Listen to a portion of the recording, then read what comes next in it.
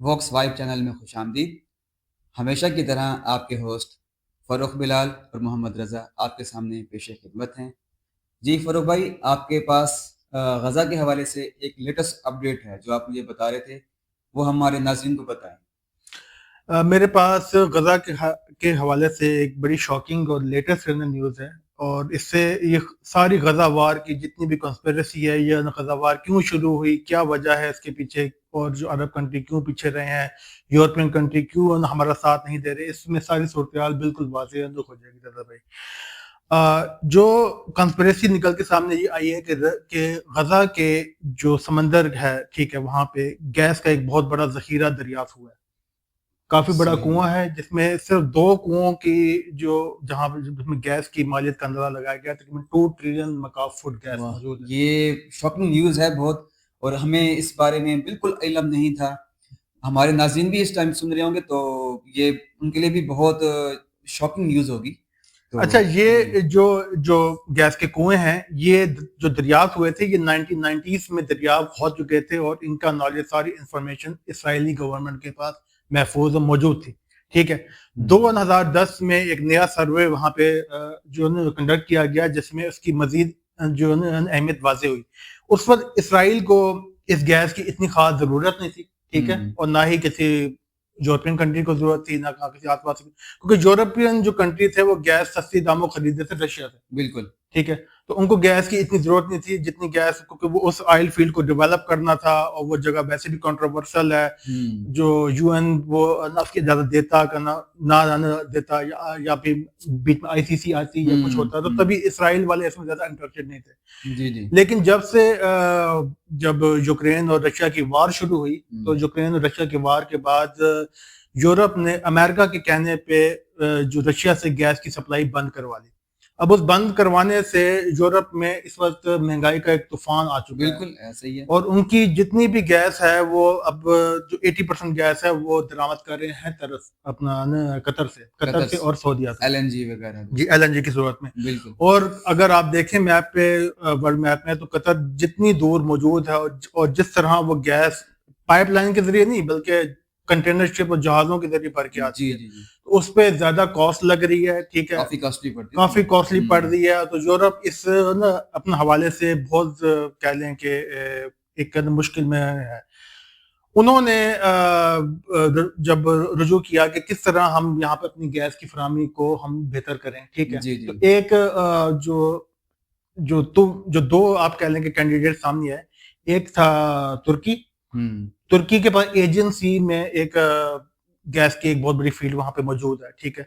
اور اس ایجن فیلڈ میں، لیکن اس کا جو تنازع چل رہا ہے وہ گریس کے ساتھ چل رہا ہے، یونان کے ساتھ۔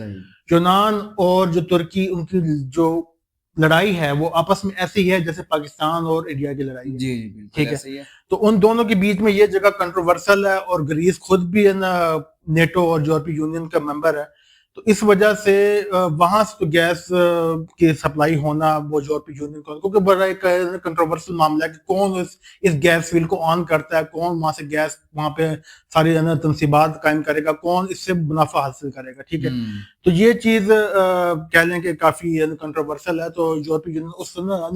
طرف نہیں جا رہا۔ جی بالکل ایسا ہی ہے۔ اچھا، 2023 میں، یعنی کہ جب یوکرین جنگ کو 2 سال تقریباً ہو چکے تھے، ٹھیک ہے، اور اب میرے خیال میں 3 سال جا رہا ہے، 3 سال کا اینڈ بھی جہاں پہ ہو رہا ہے، تو اس دوران ہے نا جو اسرائیل نے تجویز پیش کی کہ میرے پاس غزہ میں یہاں پر ایک بہت بڑا مطلب گیس کا ذخیرہ موجود ہے، ٹھیک ہے، تو یورپی یونین نے کہا، یورپی یونین نے اس بارے میں کہا کہ ٹھیک ہے، آپ اس گیس کو مائن کریں، ٹھیک ہے، ہم اس میں ٹوٹلی ہم آپ کے ساتھ ہیں، ٹھیک ہے، اور اس میں جو آپ کو سہولت چاہیے تو ہم آپ کو فراہم کریں گے۔ تو جو اسرائیلی گورنمنٹ نے رابطہ کیا مصر کی گورنمنٹ سے، اور جو فلسطینی اتھارٹی ہے، اچھا جو فلسطینی جو ہے اتھارٹی، یہ ٹوٹلی کہہ لیں کہ اسرائیل کے کہہ لیں کہ زیر انڈر ہے، یہ ان کے خلاف کچھ نہ بولتی ہے نہ کچھ کرتی ہے، ٹھیک ہے، جی ایسے ہی ہے۔ جو غزہ میں جو حماس کی اتھارٹی ہے، جو غزہ کو کنٹرول کرتی ہے، ٹھیک ہے، وہ ٹوٹلی اسرائیل کے اگینسٹ ہے، اس کے خلاف بولتی بھی ہے، کوششیں بھی کرتی ہے، ٹھیک ہے، تو آپ کہہ لیں کہ وہ اپنے لوگوں کی صحیح ریپرزینٹیٹیو ہے، ٹھیک ہے، ایز بالکل کمپیئر ٹو فلسطین اتھارٹی ہے، جی ٹھیک ہے. بالکل تو انہوں نے بھی کہہ لیں کہ اجازت دے دی کہ ہاں ٹھیک آپ کر لیں، لیکن حماس کسی صورت میں ریڈی نہیں ہو رہی تھی، ٹھیک ہے. جو اسرائیلی گورنمنٹ نے حماس کو یہ پلان لیک کیا کہ ود ان دی 2 یا 3 منتھ کے اندر اسرائیلی جو فوج ہے ایک بہت بڑا آپریشن کرنے والی ہے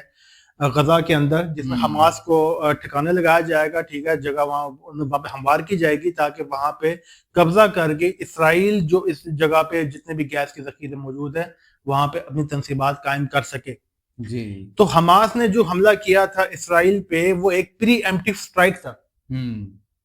پری ایمپٹیو اسٹرائک اس حوالے سے کہ حماس کو پتا تھا کہ اگر ہم نے ابھی حملہ کر کے اسرائیل کی کمر نہیں توڑی تو اسرائیل 2 سے 3 منتھ کے اندر ہم پہ ایک بہت بڑا ایک پلان کر کے حملہ کرے گا، ٹھیک ہے، جس کو روکنا ہمارے لیے بہت مشکل ہوگا. صرف اسرائیل نے، امریکہ اور اسرائیل مل کر، جی یہ بولیں، امریکہ اور اسرائیل مل کے. امریکہ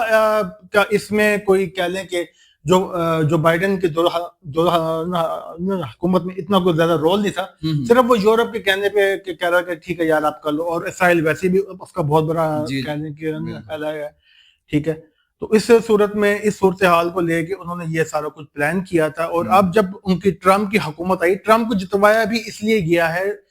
جو امریکہ کے اندر اسرائیل کی ایک بہت بڑی لابی ہے جس کو ایپیک کہتے ہیں. یہ بھی ایک فیکٹ ہے. جی یہ بھی ایک فیکٹ ہے، اور اس نے باقاعدہ کنٹروورسی کریٹ کر کے بہت ساری چیزیں شامل کر کے ٹرمپ کو جتوایا ہے. اور ٹرمپ کا کام ہی بیسیکلی یہ ہے کہ اس کو انڈورس کرے اور اس پہ پوری طور پہ عمل درآمد کروائے، ٹھیک ہے. تبھی فوری طور پہ ٹرمپ کے آتے ہی یہاں پہ ایک پیس ڈیل سائن کی گئی. حماس کو کچھ جو خطوط پہ مجبور کیا گیا کہ جی آپ نے اس پہ بولنا نہیں ہے، آپ نے کچھ کرنا نہیں ہے، ٹھیک ہے. اور اس کے بعد جو ٹرمپ صاحب کی آئے دن ایک نئی سے نئی کنٹروورسل ٹویٹ سامنے آ رہی ہے جس میں وہ کہہ رہے ہیں کہ ہم جو غزہ کو آکوپائی کر کے ہم اس کو ریبلڈ کریں گے، اور غزہ کی پاپولیشن کو وہ ڈپلیس کر رہے ہیں. وہ کہہ رہے ہیں کہ جی آپ یہاں سے نکل جائیں، آپ وہاں مصر چلے جائیں، آپ وہاں سعودیہ چلے جائیں. آئے دن کوئی نیا نئی ایسی کنٹروورسی کھڑی ہو رہی ہے. تو ہمیشہ کی طرح ان دی اینڈ امریکہ کے حوالے سے ایک بات ہمیشہ سچ ثابت ہوتی رہی ہے رضا صاحب، کہ جہاں پر بھی گیس نکلے گا یا آئل نکلے گا، اب آپ کو بھی سمجھ آ گئی ہوگی وہاں پہ کیوں امریکہ وہاں پر گھس کر وہاں پہ ری بلڈ کے بہانے کیا کرنا چاہ رہا ہے، جو کہ اس کی ہسٹری رہی ہے ہمیشہ. آپ کو پتہ کہ اس نے تمام ان ممالک میں فسادات کروائے ہیں اور اس علاقے کو غیر متنازع کروایا ہے جہاں پر اسے کوئی نہ کوئی نیچرل ریسورسز ملتے ہیں یا نظر آتے ہیں. جہاں پہ اس کو کوئی نہ کوئی بینیفٹ حاصل ہو رہا ہے وہ وہاں پہ اپنے فوجی اڈے بھی قائم کرے گا، وہاں سے ریسورسز بھی نہ چرائے گا، اور وہاں کی جو اسٹیبلٹی کو اسٹیبلائز بھی کرے گا. تو آپ دیکھیں آپ غزہ میں بھی امریکن ڈیموکریسی کا راج ہوگا، جیسے عراق میں اپنا ہوا تھا، جیسے لیبیا میں ہوا تھا. تو ہماری اللہ سے دعا ہے اور ہمارے جو مسلم جو کنٹریز کے حکمرانوں سے بھی ہماری ریکویسٹ ہے کہ برائے کرم اپنی آنکھیں کھولیں. آج اگر ان کی باری ہے کل ہماری باری ہوگی. جی بالکل. یہ گریٹر اسرائیل آپ کو کچھ نہ کچھ اگر پتہ ہے تو اس کا مطلب آپ سمجھتے ہوں گے اچھی طرح سے کیا ہونے والا ہے آگے. گریٹر اسرائیل جب بنے گا تو پھر یہ بلڈوزر کی طرح تمام جو اس ٹائم کمزور مسلم ممالک ہیں، تقریباً سب ہی کمزور ہیں سوائے 1-2 کے، سب کو یہ بلڈوز کرتے ہوئے جائیں گے اور یہ گریٹر اسرائیل بنائیں گے. اگر ابھی اسٹینڈ نہ لیا تو کچھ بھی نہیں ہوگا، بعد میں پھر یہ سب ختم ہو جائے گا. اور اس چیز کو لے کے میرے جتنے بھی جو ہمارے جو مسلم برادران ہیں اور ہمارے علماء کرام ہیں اور ہمارے پولیٹیشین ہیں، آپ کسی اللہ کی طرف سے مدد کا یا کسی مسیحا کا جو آپ انتظار کر رہے ہیں، جی آپ اس کا انتظار نہ کریں، کیونکہ آپ نے قیامت کے دن خود اپنے اعمال کا جواب دینا ہے. آپ سے پوچھا جائے گا کہ آپ نے جب آپ کے سامنے یہ صورتحال درپیش تھی اور جب ان پہ مظالم کیے جا رہے تھے آپ نے کیا کیا؟ آپ اگر یہ کہیں کہ جی میں امام مہدی کا میں ویٹ کر رہا تھا، میں کسی اور رہنما کا ویٹ کر رہا تھا، میں وہ فوجوں کے جمع ہونے کا انتظار کر رہا تھا، تو سب سے پہلے جو پھٹکار اور سزا بھی اسی بندے کو زیادہ ملے گی کہ تو ویٹ. ہم نے اپنے حصہ کا کام کرنا ہے. چاہے آپ بولنے والے ہیں آپ بولیں، آواز اٹھانے والے آواز اٹھائیں، لکھنے والے لکھیں، یا ایکشن لینے والے ایکشن لیں. اور ایک چیز یاد رکھیں کہ جنگیں ہمیشہ ایکشن سے جیتی جاتی ہیں، صرف دعاؤں سے کام نہیں چلتا. جی یہ دعائیں صرف سپلیمنٹ ہوتی ہیں کہ جس میں اللہ کی مدد جو مدد مانگی جاتی ہے، لیکن اللہ بھی اس بندے کی مدد نہیں کرتا جو اپنی مدد آپ نہیں کرتا. جی جب تک آپ ایکشن نہیں لیں گے، چاہے آپ کا ایکشن چھوٹے سے چھوٹا ہی کیوں نہ ہو، بارش کا ایک قطرہ بھی پوری بارش جو برسنے کا سبب بنتا ہے. یہ بات آپ ہمیشہ یاد رکھیں. جب تک آپ کوشش نہیں کریں گے، آپ اسی طرح ظلم میں پستے رہیں گے، اور جو غیر مسلم ہے وہ آپ پہ حاوی ہوتے رہیں گے.